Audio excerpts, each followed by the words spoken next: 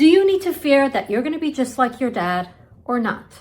So many men out there who are on the threshold of starting their own family walk around with this fear of whether they will be just like their dad. In this video, I'm going to share with you 3 important insights that will help you put those fears to rest, even if every time you look in the mirror, you see your dad. I know, children don't come with an instruction manual. And therefore, as a mother of 8 and an intuitive inner child healer, I am designating this channel to bring you what I have learned, the best of what I've learned in the last 20 years, and also open these conversations. So let's start with the first insight on this topic of, will I be like my dad or not? So the first insight is, you will be like your dad. And I want to start with this to break the news. I believe in something that I call radical acceptance. So let's start with just accepting the natural reality. We all take after our parents. Children take after their parents. Every apple falls close to the tree. We have our parents' DNA. And number 2, what I learned in my training is that there are many scientists who believe that 85% of what we learn in our entire life, we learn in the first 7 years of our life. Most of what we learn, we can study books and even an entire library as an adult. However, 85% of what a person will learn their entire life is learned in the first 7 years of our life. So if that's true, who did you learn about life? You learned it from your dad. So most likely you will be like your dad. So how is that encouraging? As I said earlier, first, it's healthiest when we accept what we can't change. So just accepting the reality is a good idea. So let's start with a clean slate of accepting and not fighting what is true. And then let's move into understanding that the fact that you're inquiring and asking, how can I not be like my dad, is already showing that you want to step up your fatherhood.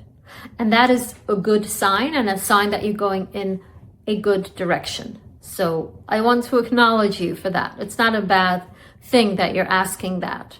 What I want to make clear when I say that you will be like your dad is that you have the choice and how to manipulate that, which means what can you do to bring out the best in your dad?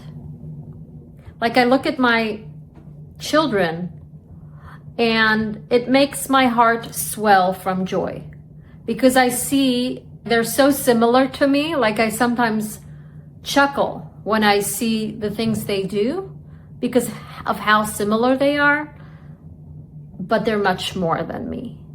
They're better. Now, I am a daughter. I can look at it from the perspective of being a child. I'm also a mother to 8 now grown children. And I can look at it from the perspective of being a parent. And I can attest to the fact that we do resemble our parents. And we have the option to break the cycles of the dysfunctions in our parents and bring out the best in our parents. And I'll share a little story that I can't forget. This goes back over 20 years when I started the journey together with my husband, the father of my children, and part of our journey is we would send our handwriting to a graphologist, somebody who reads handwritings.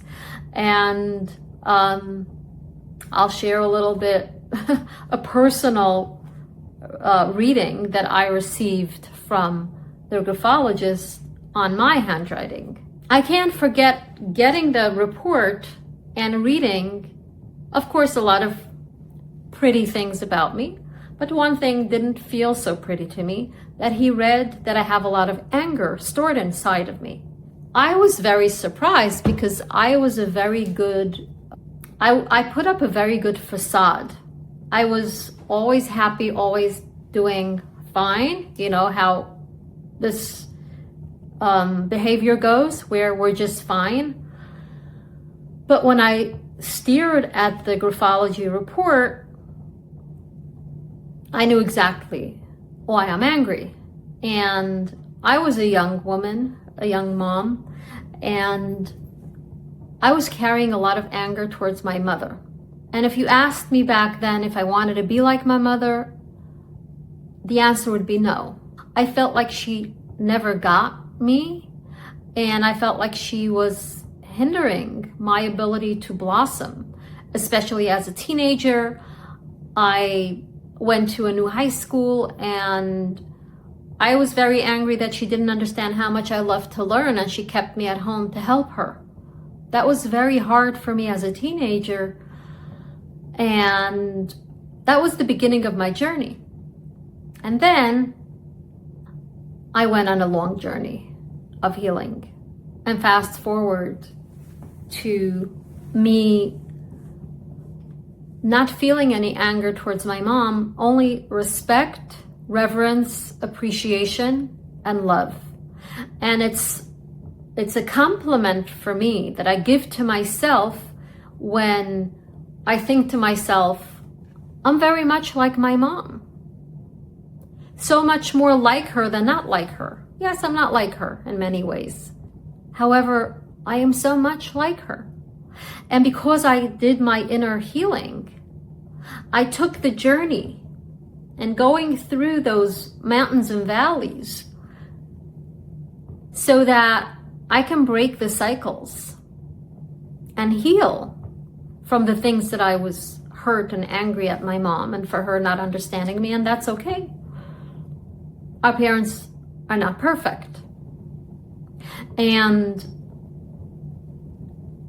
that's what I want to bring to you, to invite you to allow yourself to be the transition person that breaks those cycles that you don't want to be like your dad. Rather than putting a blanket statement of, I don't want to be like my dad, you want to inquire and ask yourself, what are the things that I would like to heal from? What are the things that I would like to heal the generational cycle and not repeat those cycles? And when you're able to do that, you will bring out the best. Yeah, that's the punchline. You bring out the best in your parent. I love when I see my children be so much like me, but way more advanced than me. There's nothing that brings me more joy than that. So if you're going to break the cycles and be different than your dad, even though you'll like him, you're going to bring out the best in him. Even if they can't admit it, your dad will be happy, and you will make his heart swell with joy when you can be like him and nix the things that you don't want to repeat because they were dysfunctional and bring out the best in him. That's a gift. So that was the first insight. And the second insight is that this is going to be exciting for you to hear, and good news, like really good news if you have this fear, which is you are not your dad. You will never be your dad, even if you try your entire life to be just like your dad. I know I might contradict myself, but I don't think it's a contradiction. I think both are true. You will be a lot like your dad, but you will never be him. There's no one like you. No one. Not your dad, not your brother, not your uncle. Nobody in the world is like you. The level of your uniqueness is so profound, it's hard to wrap our logical mind around it. There are no two people who are alike, even twins who are identical. You can swear they're the same person, but if you know them up close, you know they're not the same at all. They're very, very unique. Each person is unique. And I want you to own that fully, proudly, loudly, joyfully, gleefully, that you are unique and your fatherhood will be unique to you. I would like to caution you to be careful to not project that onto yourself and that belief that you are going to be just like your dad. And I want you to remember that you can't. It actually reminds me of, something not even close to what we're talking about, but it might bring the point home, which is I had a fear of deep water and I took a lot of courses and thank God I overcame that fear. But what I needed to learn is that I will never reach the bottom of the pool, which is 13 feet, which the community pool that I go to, even if I want to. Naturally, I can't reach the bottom. I know it's kind of an analogy, not exactly an analogy, but similarly, there's no way you can ever become like your father. It's an impossibility. So you want to stay away from that projection. I would recommend you keep projection out of your whole parenting path. I recently had a mother come to me and this was her concern. Her daughter is just like her husband. He is very narcissistic, and I can understand her fear that her daughter resembles her husband. But what I attempted to do very gently is to bring to her awareness of the danger of projecting that identity on her own child, because there's no way that her daughter is her husband. Her daughter is a unique person. And it's very common for parents to project things onto children, and that becomes a hugely dangerous trap for your relationship with your child and for creating a self-fulfilling prophecy that is not based in reality. So here is the third insight, and that is understanding fatherhood. I think when you more objectively understand your role as a father, you're not going to be caught up in this mental trap of whether you're like your dad or not. You're just going to be focused on what your role is as a father. What is the role of a father, you might ask? And I'm going to break it down to really just two things. The first one is the father's role is to protect the family, protect the child and the mother of your children. I want you to picture father role being like the pillar in the home, or the pillar that stands behind the entire family unit. That's the first thing. A father is there to protect and create safety and to ensure that the family is a safe haven and sanctuary for the children and the whole family to thrive within. Now, with that being said, you might be asking yourself, well, I don't know if my father protected me. In fact, I think my father was the one who violated me with how I felt, violated by his behavior and how he treated me. And I am so sorry if that's you. Because if your father has violated you, he has not only violated you, he has violated his role as a father to protect you. So that's why I love to share what your role is as a father, so you understand how important it is for you to do. It's a double thing that you need to do, which is be a safe person to your child, and also protect your child from any violation and create a safe space in the home. So I am very grateful for having a father that I felt very safe with. I remember as an adult reflecting that I don't remember seeing my father angry. And the way he disciplined us and He had many children, large family, but he would never get angry at us. If he would need to discipline us, he would use his sense of humor and we would all just burst out laughing together. He was so fun and funny, and I felt safe with him. And that's part of being a father. So understand that this is your role, to protect your child and to protect and be the pillar for the family. The second role, that is a father role, is to guide the child. To guide the child closely in learning what life is.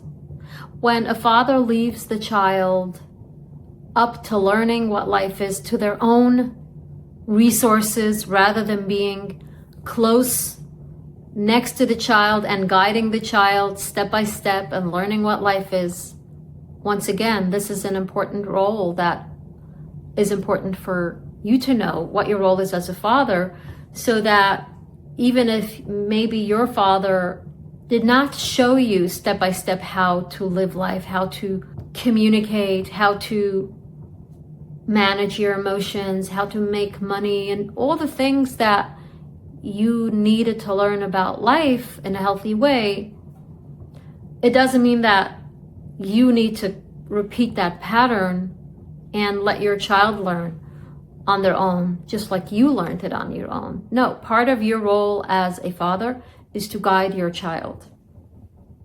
Otherwise, your child will grow up feeling lost, which is perhaps how you felt growing up, feeling lost, like you don't know what to do. And I'll touch upon briefly, I'll probably do another video on the subject of spiritual guidance. And part of being a guide as a father is for you to be a channel for spirituality. I feel like this is a whole other subject, so I don't want to elaborate too much in this video on it.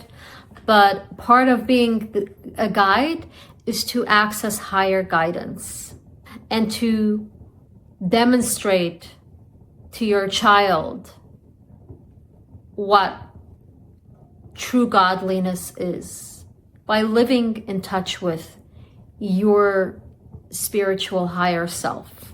I will elaborate more because this is an important subject, and I will do a whole video on spiritual guidance and how a father is meant to be a spiritual guide. I'm going to do a separate video on fatherhood, and let me know if you would like me to make a separate video on this whole subject of understanding fatherhood. I can go into whatever I just shared a little bit more elaborately, and especially the part of how to be sure that you are a proper channel for spirituality as a father.